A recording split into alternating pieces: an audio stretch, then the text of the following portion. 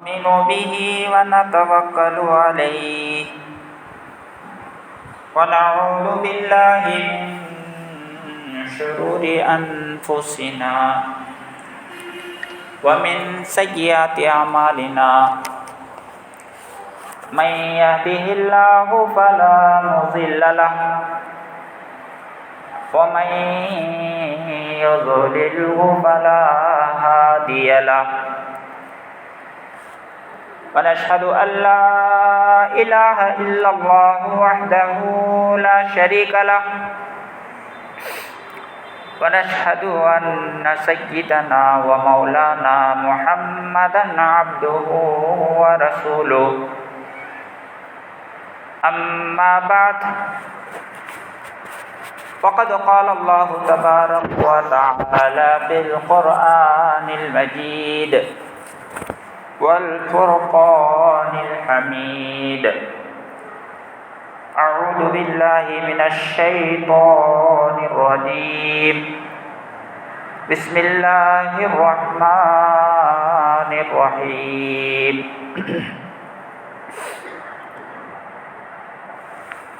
إن الحكم إلا لله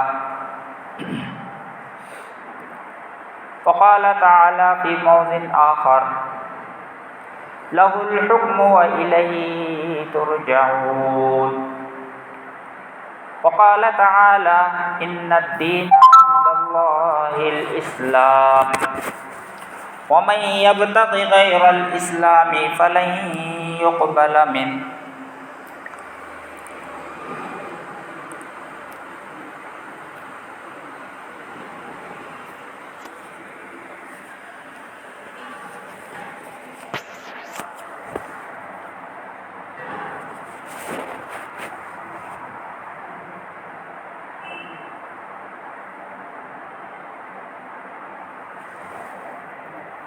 عزیز دوستو بزرگوں، اللہ تبارک و تعالی اپنے کلام پاک میں ارشاد فرماتا ہے ان الدین عند اللہ الاسلام۔ اللہ تبارک و تعالی کے نزدیک دین اسلام پسند ہے۔ دین کے اعتبار سے اللہ تعالیٰ نے اسلام کو پسند کیا ہے۔ وَمَن يَبْتَغِ غَيْرَ الْإِسْلَامِ، جو اسلام کے علاوہ دوسرا دین اختیار کرتا ہے فَلَن يُقْبَلَ مِنْهُ، اللہ تبارک و تعالیٰ نہ اس کو قبول کریں گے نہ اس کے دین کو قبول کریں گے۔ اللہ کو اسلام پسند ہے، جو اسلام کو پسند کرتا ہے اللہ اسے بھی پسند کرتا ہے، اور جو اسلام کو ناپسند کرتا ہے اور اسلام کو اختیار نہیں کرتا تو اللہ تعالیٰ بھی اس کو ناپسند کرتے ہیں اور اس کے دوسرے دین کو اللہ تعالیٰ قبول نہیں فرماتے۔ تو اللہ تبارک و تعالی دنیا کو بنانے والا ہے، انسانوں کو بنانے والا ہے، کائنات کو بنانے والا ہے، تو اس کو اختیار ہے۔ کیا اختیار ہے؟ کہ وہ قانون خود بنا سکتا ہے، اپنا قانون خود بنا سکتا ہے، اس کو اختیار ہے اپنا قانون بنانے کا اور اپنا قانون نافذ کرنے کا اس کو اختیار ہے۔ اسی لیے اللہ تعالیٰ نے کہا ہے ان الحکم الا للہ، قانون بنانے کا اختیار صرف اللہ کو ہے۔ قانون بنانے کا اختیار صرف اور صرف اللہ کو ہے۔ کیوں؟ اس لیے کہ الیس اللہ باحکم الحاکمین، اللہ تبارک و تعالی حاکم ہے، اللہ تبارک و تعالیٰ کیا ہے؟ حاکم ہے، فیصلہ کرنے والا ہے۔ الیس اللہ باحکم الحاکمین، کیا فیصلہ کرنے والوں میں بہترین فیصلہ کرنے والا نہیں ہے اللہ تبارک و تعالیٰ؟ اور اللہ تبارک و تعالیٰ حکیم بھی ہے، ان اللہ علیم حکیم، بے شک اللہ تعالیٰ جاننے والا ہے، حکمت والا ہے، یعنی کون سا کام کیسے کرنا ہے، کون سی ذمہ داری کس کو کون سی ذمہ داری دینا ہے، کس کو کون سی ذمہ داری نہیں دینا ہے، اس کو معلوم ہے۔ کون سی ذمہ داری کس کو دیں گے تو وہ نبھائے گا، اور کون سی ذمہ داری کس کو دیں گے تو وہ نہیں نبھائے گا، وہ اس کو معلوم ہے، حکیم ہے، حکمت والا ہے۔ تو اللہ تبارک و تعالی حاکم بھی ہے، حکیم بھی ہے، لہذا اس کو یہ اختیار ہے کہ قانون وہی بنائے۔ تو اللہ تبارک و تعالیٰ نے اسلام کا جو قانون دیا ہے وہ مکمل ہے۔ الیوم اکملت لکم دینکم واتممت علیکم ورضیت لکم الاسلام دینا، آج کے دن میں نے تمہارے اوپر اپنی نعمت کو مکمل کر دیا، یعنی کمپلیٹ کر دیا، اپنی نعمت اسلام کو مکمل کر دیا۔ تو دین اسلام جو ہے وہ مکمل نظام کا نام ہے، مکمل نظام، پرفیکٹ نظام، انپرفیکٹ نہیں ہے، اس میں کسی طرح کی کوئی کمی نہیں ہے۔ انسان جو قانون بناتا ہے تو اپنے عقل کی بنیاد پر، اپنے تجربے کی بنیاد پر، اپنے حالات کی بنیاد پر انسان جو قانون بناتا ہے وہ انپرفیکٹ ہے، وہ مکمل نہیں ہوتا، اس کو تبدیل بھی کر دیتا ہے، اس کو بدل بھی دیتا ہے، یعنی وہ ہمیشہ رہتا ایسا نہیں ہے۔ مثال کے طور پر حال ہی کی حالت ہے، 2000 کے نوٹ پہلے نہیں تھے، 2000 کے نوٹ پہلے نہیں تھے لیکن لائے زبردستی، کیا کرے؟ 2000 کے نوٹ لائے، بنائے قانون نیا 2000 کا نوٹ بھی ہونا چاہیے، لیکن کچھ ہی دن ہو گیا کہ 2000 کے نوٹ کو کیا کر دیے؟ بیان کر دیے، تبدیل کر دیے، خود ایک فیصلہ ایکشن لیے، پھر جو ہے وہ ایکشن کچھ ہی دنوں میں جو ہے واپس لینا پڑا اس قانون کو۔ تو انسان کے قانون میں پائیداری نہیں ہے، بدلتا ہے، اپنا بنایا ہوا قانون خود توڑتا ہے، لیکن اللہ کا جو بنایا ہوا قانون ہے وہ پرفیکٹ ہے، اس میں کوئی نقص نہیں لگا سکتا، نقطہ نہیں نکال سکتے، نقص کمی نہیں نکال سکتے، اللہ تعالیٰ کے قانون میں کمی نہیں نکال سکتے، کمی نہیں دکھا سکتے۔ تمہارے کو وہ حکم سمجھ میں نہیں آ رہا تو تمہاری عقل کی کمی ہے، تمہاری سمجھ کی کمی ہے، لیکن اللہ کے حکم میں کوئی غلطی نہیں ہے۔ تو اللہ تبارک و تعالی جو قانون بناتا ہے، کوئی حکم دیتا ہے، تو اس قانون کو تبدیل کرنے کا اختیار نبی کو بھی نہیں ہے۔ اللہ تبارک و تعالی کوئی قانون بناتا ہے، کوئی حکم دیتا ہے، تو اس قانون اور اس حکم کو توڑنے کا اختیار کس کو نہیں ہے؟ پیغمبر کو بھی نہیں ہے، پیغمبر بھی اسے تبدیل نہیں کر سکتا، پیغمبر کو بھی وہ اختیار نہیں ہے کہ اللہ کے کسی حکم کو توڑے، اللہ کے کسی حکم کو چینج کرے، اس میں تبدیلی کرے، یہ پیغمبر کو بھی اللہ تعالیٰ نے آپشن نہیں دیا ہے۔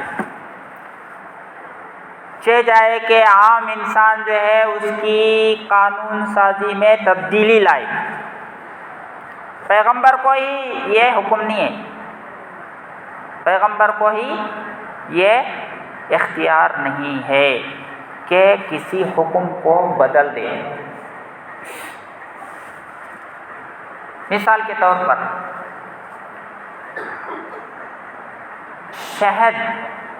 شہد کیا ہے؟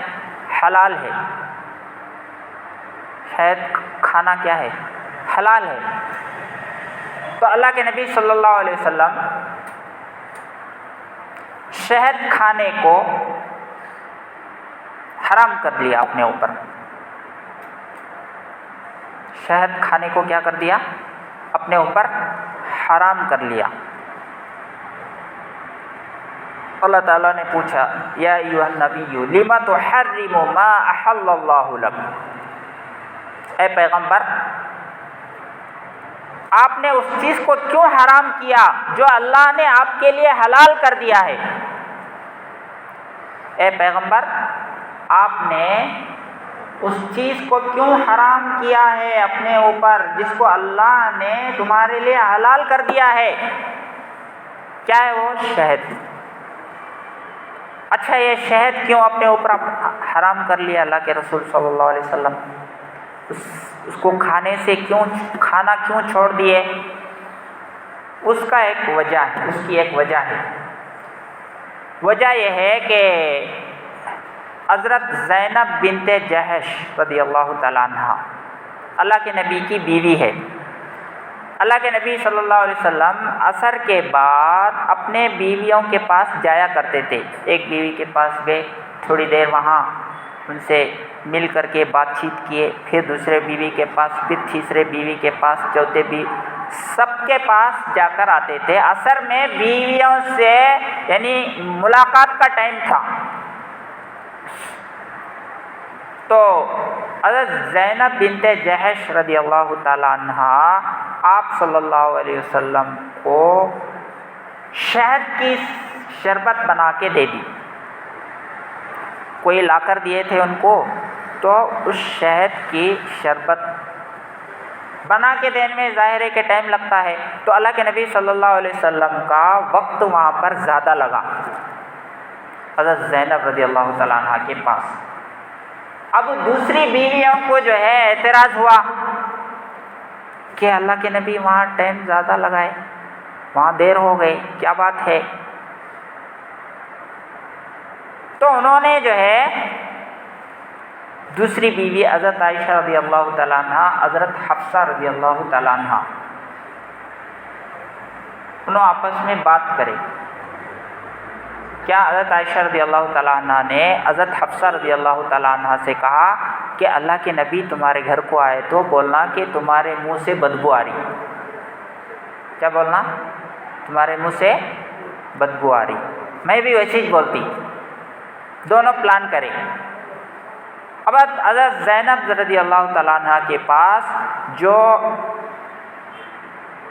شہد کی شربت پی کے حفصہ کے پاس گئے تو انہوں نے پوچھا اللہ کے نبی آپ مغافر کھائے کیا؟ بول کو پوچھے۔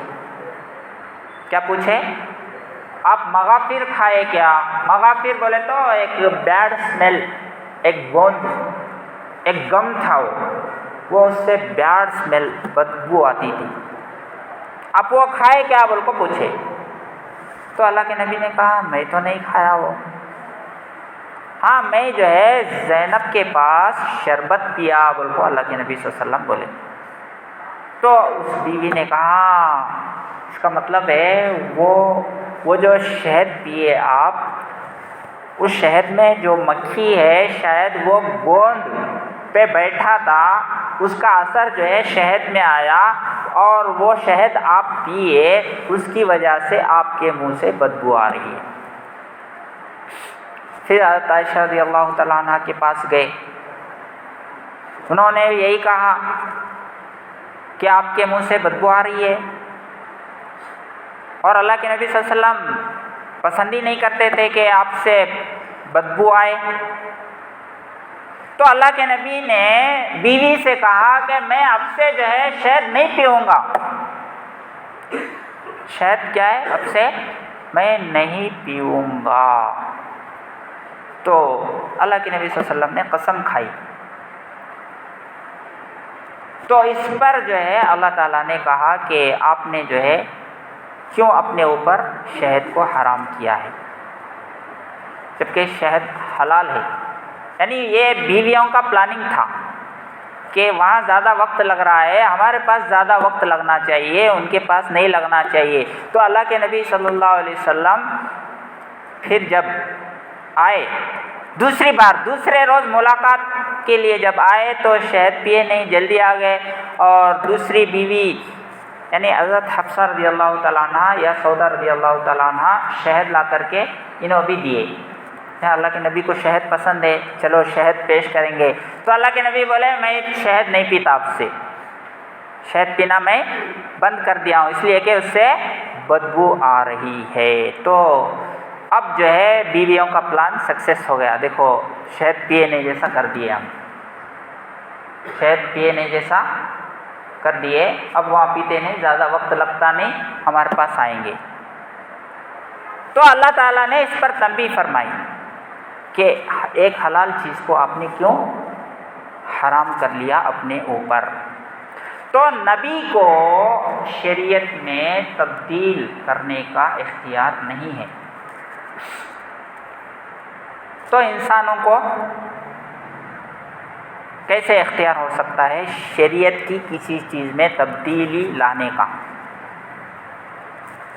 تو اسلام کا جو قانون ہے وہ مکمل ہے، اور اس میں چاہے انفرادی زندگی ہو انسان کی، چاہے اجتماعی زندگی ہو، چاہے قومی زندگی ہو، یا پھر غم کا موقع ہو، خوشی کا موقع ہو، ظاہری حالات سے اس کا تعلق ہو، باطنی حالات سے تعلق ہو، شادی بیاہ ہو، طلاق ہو، بچوں کی پرورش کا مسئلہ ہو، ہر اعتبار سے اسلام نے ہم کو ہر طرح رہبری کی ہے، اور ہمارے کو اس میں اسلام میں تعلیمات حاصل ہے۔ لیکن دوسرے مذہبوں میں نہیں ہے یہ چیز۔ دوسرے مذہبوں کے اندر صرف وقتی طور پر پوجا پاٹ کر لیے، اس کے بعد ختم۔ وقتی طور پر پوجا پاٹ کر لیے، اس کے بعد زندگی سے ان کی مرضی، جیسے چاہے زندگی جیے، جیسے چاہے شادی کرے، جیسے چاہے اپنا مرضی چلائے۔ دوسرے مذہب میں ایسا ہے، لیکن اسلام میں ایسا نہیں ہے۔ تو اسلام جو ہے وہ مکمل دین ہے، اور بعض لوگ اسلام سے ناواقف ہونے کی وجہ سے اسلام پر اعتراض کرتے ہیں۔ مثال کے طور پر عورت کو بھی آزادی ہونا چاہیے، مرد اور عورت دونوں برابر ہے، دونوں کو برابر حقوق ملنا چاہیے، عورتوں کو بھی، اور جیسے مرد کو جو اختیارات ہے وہ عورت کو بھی ملنا چاہیے۔ جیسے مرد باہر گھومتا ہے تو عورت بھی گھومنا چاہیے، جیسے مرد باہر جاتا ہے عورت بھی جانا چاہیے، جیسے مرد کو طلاق کا اختیار ہے عورت کو بھی طلاق کا اختیار ہونا چاہیے، جیسے مرد کو کمانے کا اختیار ہے ویسے عورت کو بھی کمانا چاہیے۔ یعنی عورت گھر میں نہیں بیٹھنا چاہیے، اس کا حق ہے، اس کا حق اسلام مار رہا ہے، حالانکہ بالکل یہ غلط ہے۔ یہ کیا ہے؟ غلط ہے۔ کیسے غلط ہے؟ دو آدمی ہیں، ایک باپ ہے ایک بیٹا ہے، ایک باپ ہے ایک بیٹا ہے، تو بیٹا باپ جو کام کرتا بیٹے کو وہ کام نہیں دیتے، جو باپ کر رہا ہے وہی بیٹا کرے۔ چھوٹے بچے کے احکام الگ ہیں، چھوٹے بچے کے اوپر آپ لوڈ نہیں ڈال سکتے، چھوٹے بچے کو آپ کام میں بھیجیں گے تو جرم ہے، یہ کام کریں گے تو انڈیا کا قانون ہے، چھوٹے بچہ اگر کام کرتا ہے تو کیس ہوگا اس کے اوپر۔ تو برابری کا اگر بات کر رہے تو پھر بیٹا اور جو باپ کر رہا ہے کام وہی کام بیٹے کو بھی کرنے کی دینا چاہیے۔ گاڑی چلانے کا حکم کیوں نہیں دے رہے آپ بیٹے کو؟ بچہ گاڑی چلاتا ہے پکڑ کے اندر ڈالتے اس کو، کیس بک ہوتا ہے، کیوں؟ بھائی دونوں برابر ہیں نا، باپ بھی انسان ہے بیٹا بھی انسان ہے، پھر اس کو بھی گاڑی چلانے دو۔ نہیں، ابھی بالغ نہیں ہوا، میچور نہیں ہے، اس لیے جو ہے وہ گاڑی نہیں چلا سکتا۔ تو فرق کر رہے نا آپ، بچے کے درمیان بڑے کے درمیان فرق کر رہے، بچے کے احکام الگ ہے بڑے کے احکام الگ ہے۔ تو اسلام بھی وہی بول رہا ہے، عورت کے احکام الگ ہے مرد کے احکام الگ ہے، عورت الگ کام کے لیے پیدا کیا گیا ہے، مرد الگ کام کے لیے پیدا کیا گیا ہے۔ جو مرد کو اختیار ہے وہ عورت کو اختیار نہیں ہے، تمام اختیارات نہیں ہیں۔ تو یہ مغرب کا پروپیگنڈا ہے کہ ایکول ہے، دونوں کو برابری کا حقوق ہونا چاہیے، بے پردہ پھرنے میں آزاد ہے عورت، اس کی مرضی، بے پردہ گھومنا چاہیے، کیوں اس کو روک لگا رہے؟ جیسے مرد 4 شادی کرتے تو عورت بھی 4 شادی کرنا چاہیے، اس کو بھی پرمیشن ہونا چاہیے، عورت بھی 4 شادی کی اس کی بھی اجازت ہونا چاہیے۔ کیا یہ عقل سے سوچ رہے ہیں، لیکن شریعت اس کی اجازت نہیں دیتی۔ کیوں؟ اس لیے کہ اگر عورت بھی 4 مرد سے شادی کرے گی، عورت بھی 4 مرد سے شادی کرے گی تو اس کا جو بچہ ہوگا وہ کس کا ہوگا؟ کنفیوز ہو جائیں گے، پورے لڑائی کریں گے کہ میرا بچہ ہے میرا بچہ ہے، کیا ہوگا؟ فساد برپا ہوتا، پھر عورت کا جینا مشکل ہو جاتا، یعنی آپس میں لڑیں گے۔ تو اللہ تبارک و تعالیٰ کو معلوم ہے کہ کس کو یہ اختیار دینا چاہیے۔ مرد کو یہ اختیار دیا ہے تو اس میں کوئی نہ کوئی حکمت ہے۔ ظاہر ہے کہ عورت کبھی جو ہے بیمار ہوتی ہے، وہ بیماری میں جو ہے مرد کی ضرورت کو پوری نہیں کر سکتی، ایسی بیمار ہے وہ اپنے مرد کی ضرورت کو پورا نہیں کر سکتی، اور اب وہ بیمار ہے لہذا اس کو چھوڑ دو، اسلام اس کی بھی اجازت نہیں دیتا۔ بیمار ہے چلو میری خواہش پورا نہیں کر رہی اس کو چھوڑ دو، یہ حکم نہیں دیتا۔ انصاف کا تقاضا یہ ہے کہ اس کو رکھتے ہوئے اپنی ضرورت کو پورا کرنے کے لیے دوسری شادی کرے، تو شریعت کا حکم ہے۔ لیکن یہ چیزیں لوگوں کو معلوم نہیں ہوتی۔ دیکھو اسلام جو ہے مردوں کو 4 شادی کی اجازت دے رہا ہے اور عورتوں کو نہیں دے رہا ہے، ظلم کر رہا ہے، اور عورت کو گھر میں بٹھا رہا ہے، یہ کر رہا ہے، اور پردہ، یہ سب چیزیں جو ہے یعنی اسلام میں تبدیلی لاؤ، عورت کو بھی بے پردہ گھماؤ، عورت بھی آفسوں میں کام کرے، تو یہ جو اسلام دشمن ہے اس میں تبدیلی چاہتے ہیں، اسلام میں تبدیلی لانا چاہ رہے ہیں. یہ وقف بل بھی جو ہے اسی کے لیے ہے، یعنی اس میں بھی تبدیلی لاؤ. عورت حجاب میں تبدیلی، قرآن کی آیتوں میں تبدیلی، اذان نہیں ہونا چاہیے، فلاں نہیں ہونا چاہیے، فلاں تو شریعت کے خلاف، طلاق نہیں ہونا چاہیے. کیا ہے جو قانون اللہ بنایا ہے اس قانون میں انسان تبدیل کرنا چاہتا ہے تو یہ غلط ہے. انسان بناتے تو تبدیل کر سکتے تھے، لیکن بنانے والا اللہ ہے، لہذا اس قانون کو بدلا نہیں جائے گا.